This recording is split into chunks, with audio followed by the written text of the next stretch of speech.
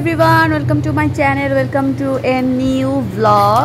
আজকে আমি সকাল সকাল ব্লগটা স্টার্ট করে দিয়েছি। সকালবেলা হচ্ছে ডিম ভাজি আর রুটি, অ্যাজ ইউজুয়াল প্রতিদিনের একটা বেসিক নাস্তা, যেটা খুব সহজেই খুব চটজলদি করে ফেলা যায় আর এতে সময়ও খুব বেঁচে যায়। সো ফার্স্টে আমি ঘুম থেকে উঠে আমার জন্য হালকা পাতলা একটু নাস্তা করি। তারপর আমি নাস্তা করার পর হচ্ছে পড়তে বসবো, আর এক কাপ চা না হলেই না। আর আমি ওয়ারিদকে এক এক দিন এক এক ধরনের নাস্তা দেই। তো আজকে আমি ওকে দিয়েছিলাম ডিম পরোটা। সবাই মাশাল্লাহ বলবেন আমার ছেলেটার জন্য। সো এরপর নাস্তা টাস্তা করে আমি চলে যাব একটু পড়াশোনা করার জন্য। পড়াশোনা করার চেষ্টা করব, কারণ যেহেতু ওয়ারিদ আছে সো আমাকে তো ডিস্টার্ব করবেই, এটা তো আর বলার অপেক্ষা রাখে না। তো আজকে আমি হচ্ছে ইংলিশটা ধরেছি সকাল সকাল, যাতে করে আমার ইংলিশের রুলসগুলো যেন মুখস্থ মানে মনে থাকে, আমি মনে রাখতে পারি। এর জন্য আমি ইংলিশ স্টার্ট করে দিয়েছি। তো এখানে আমি এক্সারসাইজ করতেছিলাম, কারণ রুলসগুলো আগে দেখে নিই, তারপর আমি এক্সারসাইজগুলো করি। তাহলে আমার মনে হয় যে এটা বেশি ভালো কাজ করে আমার জন্য। বাচ্চা নিয়ে পড়াশোনা, বাচ্চা সংসার সব কিছু সামলে পড়াশোনা, এটা যে কত বড় একটা মানে কষ্টকর একটা বিষয়, সেটা আসলে যে এটার মধ্য দিয়ে যায় সেই বলতে পারবে। সকালবেলা উঠে টুকিটাকি সব কাজকর্ম করে তারপর বাচ্চাকে ঠিকঠাক করে বাচ্চার খাবার দাবার ঠিক করে তারপর বাচ্চা যখন উঠবে তখন সে তার মুডের উপরে নির্ভর করে যে পরবর্তীতে আপনি কি কাজ করবেন। কারণ বাচ্চারা ঘুম থেকে উঠলে হয়তো বা সে কান্নাকাটি করবে, তাকে সময় দেওয়া লাগবে, তাকে একটু তার মুডটা ঠিক করতে হবে, তাকে বুঝিয়ে শুনিয়ে খাওয়া দাওয়া করানো লাগবে। তারপর মানে আনুষঙ্গিক সব কিছু মিলায় আসলে মানে এটা আসলে কেমন একটা জার্নি, যে আসলে এই জার্নিটার মধ্যে দিয়ে যায় সেই ভালো বলতে পারবে। সকালবেলা ঘুম থেকে উঠে, ধরুন সাপোজ সকালবেলা আমি ঘুম থেকে উঠেছি, তারপরে আমি পড়াশোনা করার জন্য, তো পড়াশোনা করার মাঝখানে আধা ঘন্টা পরেই মনে হবে যে ও আমার তো একটু পরে নাস্তা বানানো দরকার, তাহলে আগে নাস্তাটা বানাই আসি।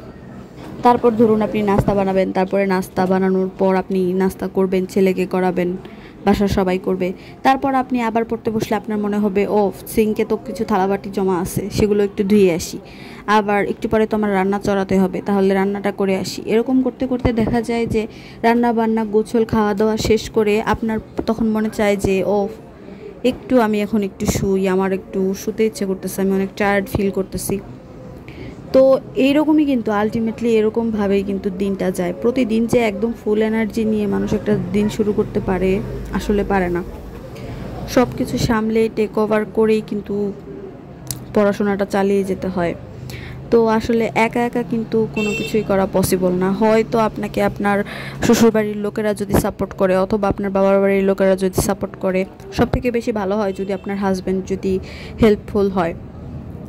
আপনার শ্বশুরবাড়ি বাবার বাড়ির কাউকেই লাগবে না যদি আপনার হাজব্যান্ড হেল্পফুল হয়, সে যদি একটু আন্ডারস্ট্যান্ডিং হয়, তাহলে আর কাউকেই লাগে না। আর একটা বাচ্চা যখন কোনো মা একা একা সামলায়, তখন তার আসলে মেন্টালি কোনো কিছুই ঠিক থাকে না।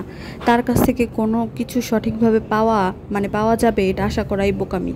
কারণ তার মাথায় সবসময় ঘুরে যে আমার কখন আমি খাবার রেডি করব, বাচ্চাটাকে কীভাবে সামলাবো, ও কান্না কেন করতেছে, ওর ক্ষুধা লাগতেছে কিনা, ও খাচ্ছে না কেন, নানান ধরনের প্রবলেম আসলে কিন্তু মানুষ তখন ফেস করে যখন একটা মানুষ একা একা একটা বাচ্চা সামলায়।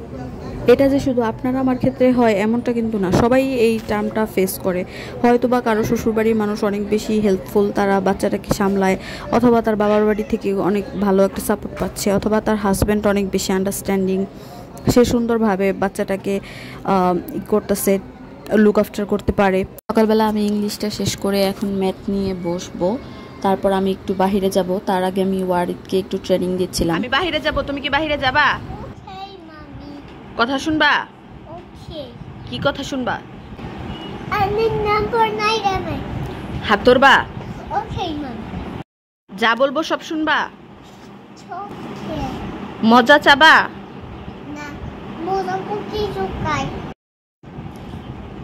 নো মজা নো জুস, নো মজা নো জুস, মনে থাকবে? এই শুনো, মনে থাকবে? তো এরপর বাহিরে থেকে টুকিটাকি স্ন্যাক্স মানে নেসেসারি যা যা ছিল দরকার সেগুলো এনেছিলাম।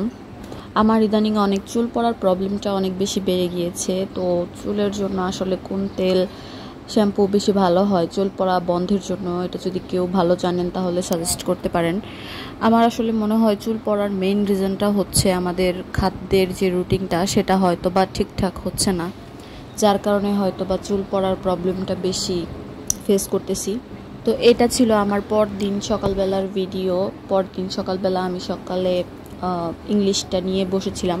মাঝখানে কিছুদিন আমি ঠিকঠাক মতো পড়াশোনা করতে পারলেও এই গরমটা বাড়ার কারণে আমি বেশ 2-3 দিন যাবৎ কোনো প্রকার পড়াশোনা করতে পারতেছি না।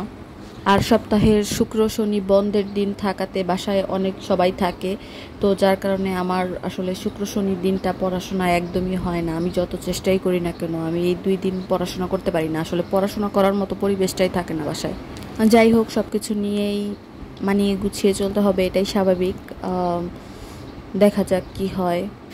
আমি নিজেই যত মোটিভেশনাল কথাবার্তা বলি না কেন, মাঝে মাঝে আমি নিজেই ডিমোটিভেট হয়ে যাই। আমি অনেক বেশি ডিস্টার্ব হয়ে যাই মাঝে মাঝে, কেন জানি না আমি। তারপর আবার আস্তে আস্তে ঠিকও হয়ে যায়। তো এখানে আমি ভয়েসটা দেখছিলাম, মানে ভয়েস ন্যারেশন এগুলো আগে অনেক ভালো পারতাম, কিন্তু মাঝখানে চর্চা না থাকার কারণে জিনিসগুলো কেমন যেন ভুলে ভুলে যাচ্ছি। তো তারপর রুলস দেখার পর আবার সব কিছু মনে হয়ে গেছে। সব পড়াশোনাগুলো কিন্তু পূর্ব পরিচিত, আগে পড়াশোনা আমরা ছোটোবেলা থেকে এগুলোই পড়াশোনা করে আসছি, জাস্ট এগুলো হচ্ছে এখন চর্চার মাধ্যমে আর কিছু কিছু জিনিস অনেক বিস্তারিত জানতে হয়, এটাই হচ্ছে পার্থক্য। রিভিশন ওয়াইজ পড়াশোনা না করতে পারলে আসলে মানে আপনি এক দিক দিয়ে পড়ে যাবেন, আরেক দিক দিয়ে ভুলে যাবেন, আরেক দিক দিয়ে রেগুলারিটি মেনটেন করে রিভিশন ওয়াইজ প্রতিদিনই পড়াশোনা করতে হবে।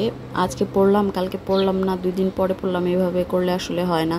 আজকের মতো এই পর্যন্তই ছিল। ভিডিওটি যদি আপনাদের ভালো লাগে তাহলে অবশ্যই লাইক কমেন্ট করে আমাকে জানাতে পারেন, আর আমার চ্যানেলটি অবশ্যই সাবস্ক্রাইব করবেন। থ্যাঙ্কস ফর ওয়াচিং এন্ড আসসালামু আলাইকুম এভরিওয়ান।